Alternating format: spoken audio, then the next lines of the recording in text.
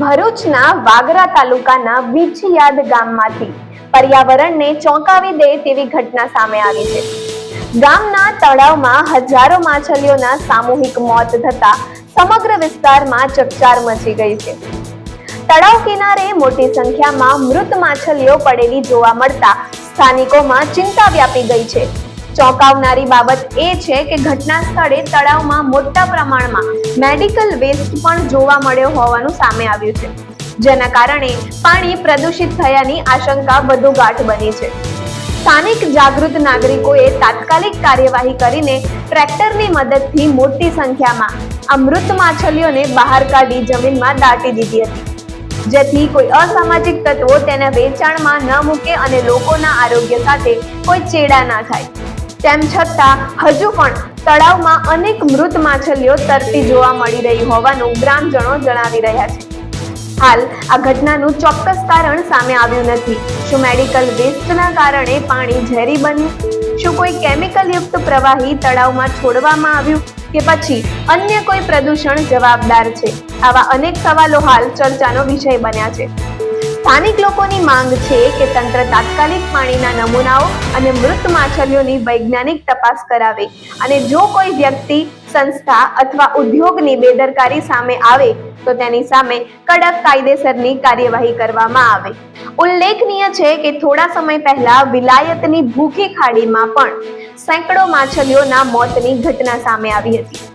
હવે વિછિયાદની આ ઘટના પર્યાવરણ અને જળ સંપત્તિના સંરક્ષણને લઈને ફરી એકવાર ગંભીર પ્રશ્નો ઊભા કરી રહી છે। આખરે સ્થાનિક આગેવાને પોતાના ખર્ચે જેસીબી અને ટ્રેક્ટર મંગાવી મૃત માછલાઓનો નિકાલ કરાવ્યો, જ્યારે સમાચાર સામે આવતા જીપીસીબીની ટીમ તપાસ માટે દોડી આવી।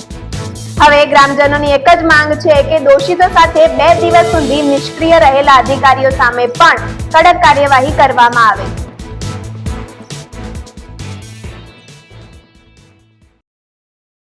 રોજ સવારમાં જાણવા મળ્યું કે ગામ વિછિયાદ ગામના તળાવમાં મચ્છી તળાવમાં મરી ગયેલી જોવા મળી। ગામના લોકો દ્વારા જોવામાં આવ્યું અને મને જાણ થઈ તો અમે ત્યાં તળાવે આવીને જોયું કે મચ્છી વધારે પ્રમાણમાં હજારોની સંખ્યામાં ત્યાં મૃત થઈ। કયા કારણોસર મૃત થઈ તે હજુ જાણવા મળ્યું નથી ને તેના માટે ગ્રામ પંચાયત દ્વારા મારા ઘરમાંથી છે મિસિસ ને હું ગ્રામ પંચાયતનો સભ્ય યાદવ પ્રદીપસિંહ ઘનશ્યામસિંહ ત્યાં મામલતદારશ્રી અને તાલુકા વિકાસ અધિકારીને પણ જાણ કરવામાં આવી હતી કે ભાઈ આ રીતે ગામમાં તળાવમાં મચ્છી મરી ગઈ છે તે એના માટે આગળની શું પ્રોસેસને કયા કારણોસર મરી છે એની તપાસ થવી જોઈએ અને જે એનો ગુનેગાર હોય એને કડકમાં કડક સજા થવી જોઈએ। અમે અમારી ગામની ફરજ અદા કરીને એને તળાવમાંથી મચ્છી કાઢી અને ટેલરમાં લઈ જઈ અને ગામની બહાર લઈ જઈને એને ખાડો કરી અને અંદર એને માટીમાં નાખીને એને દફનાવી દીધેલી છે, બરાબર। એ રીતે 3 દિવસથી સતત કાર્યક્રમ આ ચાલુ જ રહે છે, તો પણ હજુ કોઈ અધિકારી કોઈ અહીંયા ગામ પર જોવા આવ્યા નથી। શું તમારી શું માંગ છે?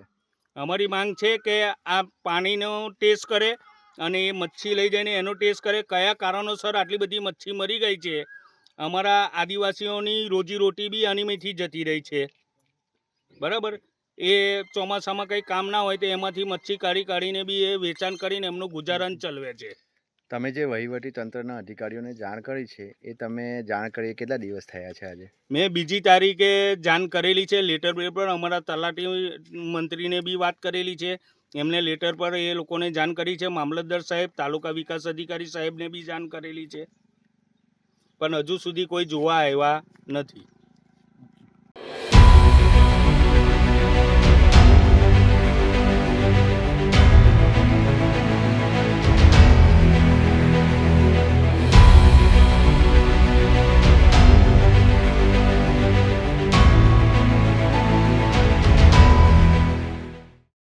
આ મામલે વધુ અપડેટ માટે જોડાયેલા રહો TV17 ગુજરાતી સાથે।